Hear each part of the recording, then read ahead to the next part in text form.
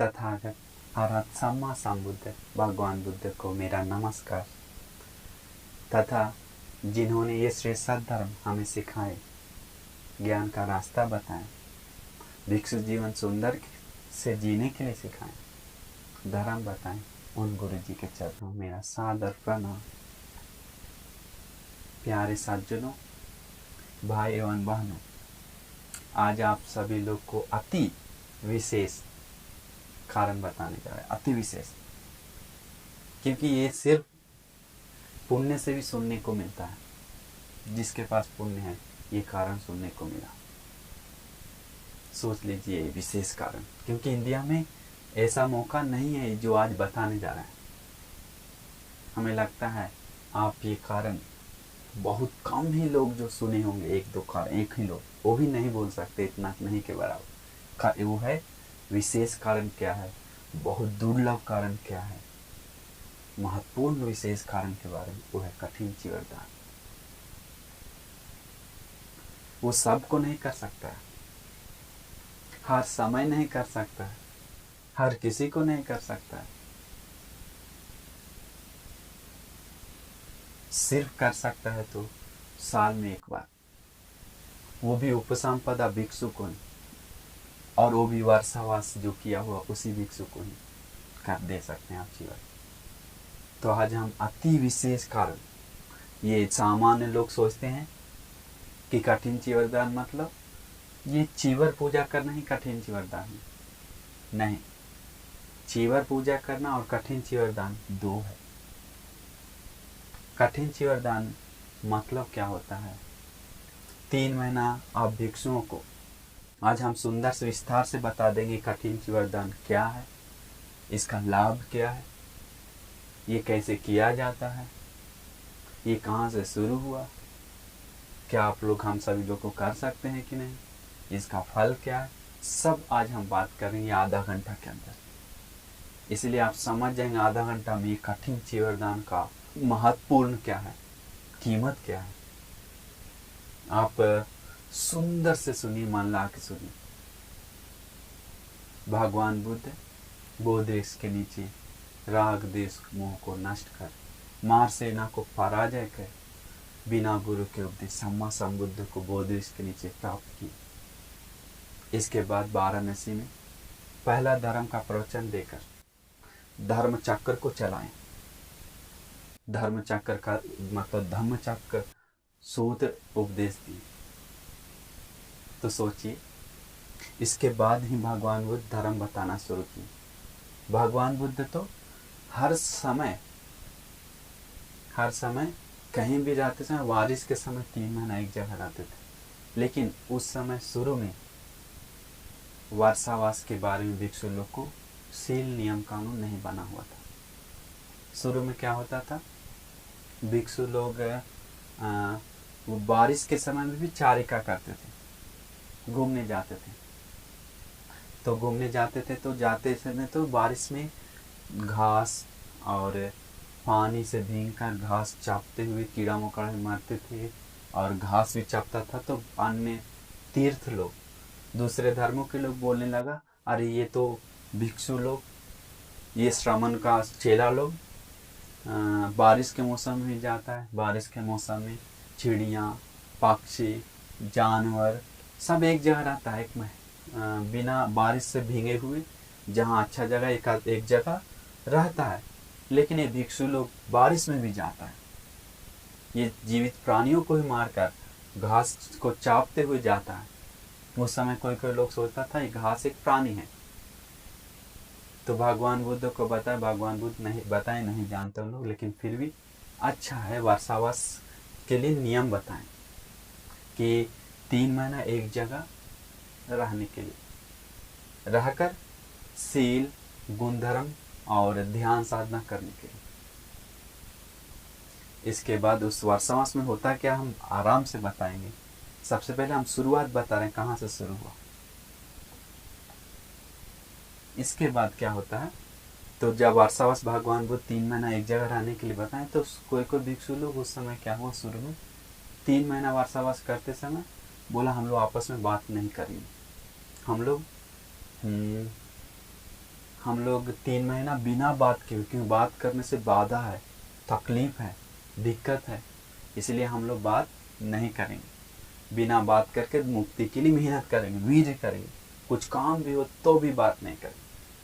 तो आपस में भिक्षु लोग, बहुत सारे भिक्षु लोग बात किया, जो वास्तवास जहाँ कर रहा था। तो बात करने के बाद सामान भी उठाना है तो पानी भी लाना है, तो इशारा से बात करता था। तो इसके बाद 3 महीना खत्म हो गया। चुपचाप बिना बात के भगवान बुद्ध के पास जहाँ थे वहाँ गए, दूसरे जगह कहीं वार्तावास किए थे। इसके बाद भगवान बुद्ध के पास जाने के बाद भगवान बुद्ध तो सब जानते हैं, जानते हुए भगवान बुद्ध पूछते हैं, जानते हुए, अनजान में नहीं, सब जानते हैं, लेकिन फिर भी पूछते हैं। लेकिन पूछने से, बात करने से बिना कारण बात नहीं करते हैं, अनर्थ का बात नहीं करते हैं, व्यर्थ का बात नहीं करते हैं। ये 2 ही कारण से बात करते हैं। चाहे पहला कारण भगवान बुद्ध उस बात से, उस प्रश्न से, जो प्रश्न पूछ रहे हैं उस प्रश्न से धर्म बताना होगा, तो नहीं तो उस प्रश्न से विनय, नियम कानून, सीलों का बनाना होता है, तो नियम कानून बनाना होता है, तो धर्म और विनय का उपदेश करना है, तभी भगवान बुद्ध प्रश्न पूछते हैं। तो भगवान बुद्ध जानते हुए पूछते हैं भिक्षु, क्योंकि उन लोग भिक्षु लोग चुपचाप भगवान को नमन करने के लिए आया। तो बता भिक्षु, तुम लोग का वार्तावास कैसा रहा? तो फिर बताया भगवान बुद्ध, बहुत सुंदर से हम लोग वार्तावास की, सुखी से की। हम लोग वार्तावास के समय बात नहीं की, बिना बात किए हुए चुपचाप अपना ध्यान साधना की। इसके बाद भगवान बता, मूर्ख भिक्षु, तुम लोग दुख से रहते हुए भी तुम सोचा कि हम सुखी से रहें।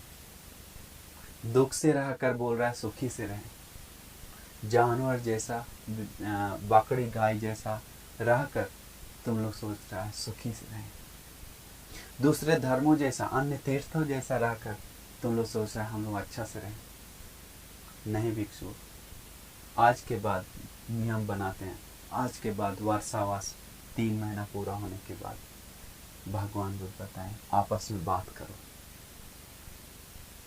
करो। और बड़ा भंती से लेकर सभी भंती लोग, उसको होता है पवार में, पवार में वार्तावास 3 महीना पूरा होने के बाद उसको छोड़ना होता है।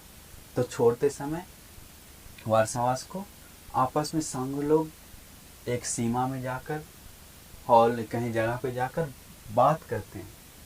बड़ा भंती से लेके सभी छोटा भंती तक बताते हैं कि सब भंती को कि हम, मेरा शरीर से, वाणी से कोई गलती हुआ तो 3 महीना वार्तावास में हमें बताइए, हमें उसे सुधारेंगे, उससे ठीक करेंगे।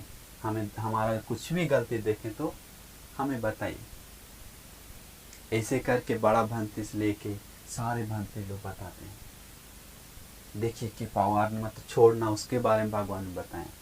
इसके बाद उस दिन से भिक्षु लोग आपस में धर्म बात करते हुए अंतिम में फिर बात करते हैं। वार्तावास खत्म होने के बाद क्या, कैसे छोड़ना होता है, वो हमसे जो गलती हुआ, हमसे कुछ हुआ तो उसे क्या करने के लिए हमें बताइए, उसको सुधार लाने के लिए। शुरू में उस समय तक कठिन जीवनदान का नहीं था बात वार्तावास के समय। उस समय वार्तावास के समय भिक्षु लोग सीलों का पालन करते हुए, ध्यान साधना करते हुए, गुण धर्म बढ़ाते हुए, धर्म के रास्ता पे जाने के लिए, पूरा मुक्ति के लिए मेहनत करते थे वार्तावास के समय। इसलिए वार्तावास करते हैं, शील समाधि प्रज्ञा को संपूर्ण करने के लिए पूरा कोशिश करते हैं। इसके बाद जब वो शुरू हो गया जो वार्तावास, तो कुछ समय बाद क्या हुआ, पावानगर, हम अभी मेन कारण पे आने जा रहे हैं, जो कठिन जीवनदान का कारण, उस कथा को हम बताने जा रहे हैं। पावानगर से भगवान बुद्ध से 30 भिक्षु लोग श्रावस्ती आने के लिए तैयार हो गया। उन लोग आपस में बात किया, 30 भिक्षु लोग, कि भंते जी, हम सभी लोग वार्तावास इसी बार भगवान बुद्ध के साथ करेंगे, क्योंकि भगवान बुद्ध के साथ करने से क्या होगा, हम लोग को जो कुछ भी तकलीफ है धर्म के ऊपर, प्रश्न है, वो पूछ सकते हैं।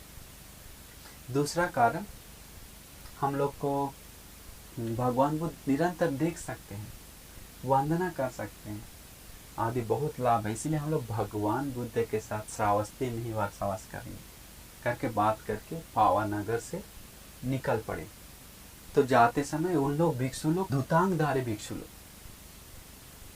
धुतांग मतलब अपना मतलब मुक्ति के लिए पूरा नियम कानून पालन करने वाला भिक्षु, विशेष भिक्षु सिर्फ 3 चीवर इस्तेमाल करते हैं और बहुत ऐसा पिंडपात से ही भोजन लेते हैं आदि धुतांग का धारी थे।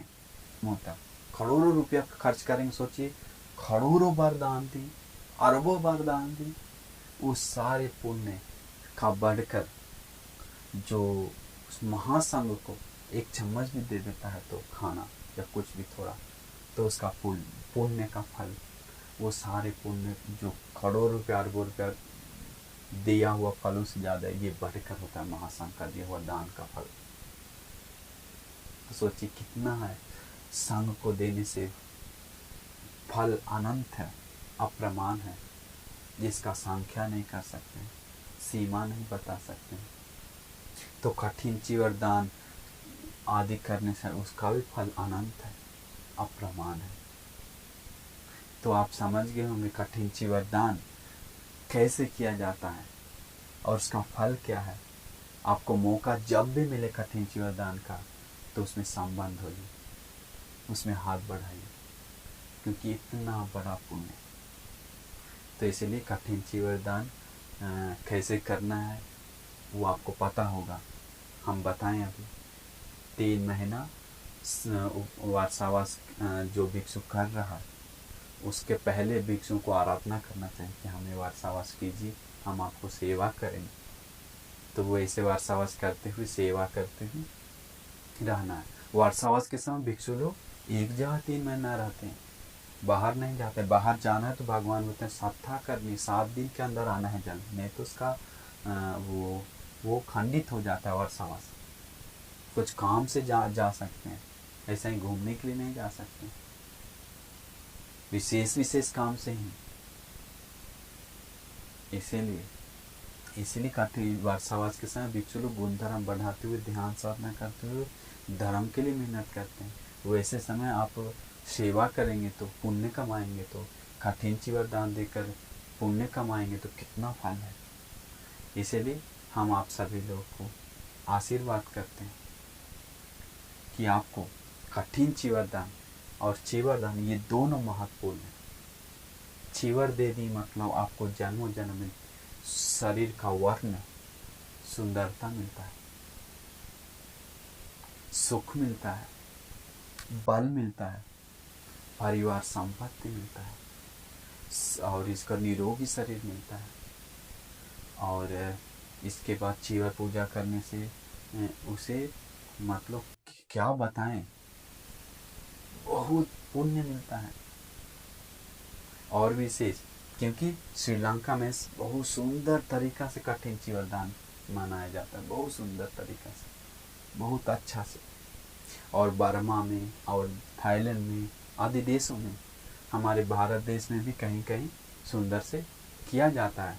लेकिन आज आप सभी लोग सीख जाइए सुंदर से कठिन चीवर दान करने के बाद, गौरव से, इज्जत से सिर पे कठिन चीवर का लेकर जाया जाता है हमारे श्रीलंका में, और उसको इज्जत सत्कार से संको दिया जाता है।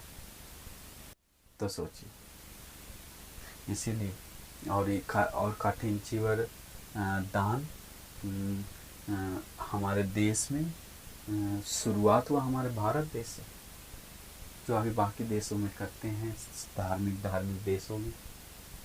इसलिए अब हम लोग भी हमारे देश से ही शुरू करेंगे, सुंदर से भिक्षुओं को सेवा करते हुए कठिन चीवर दान आदि संघ सेवा करने का शुरुआत करेंगे हम। तो आप लोग पुण्य करने के लिए, धर्म के रास्ता पर जाने के लिए, ये दुर्लभ मौका को उपयोग में लाने के लिए आपको भाग्य मिल जाए, हम आपको आशीर्वाद करते हैं कि जो भी पुण्य हम धर्म देकर जमा की, पुण्य से आपको खुशी से, सुखी से रहने के लिए, ध्यान साधना करने के लिए, और धर्म की रास्ता पर जाने के लिए भाग्य मिल जाए। साधु साधु साधु। नमो।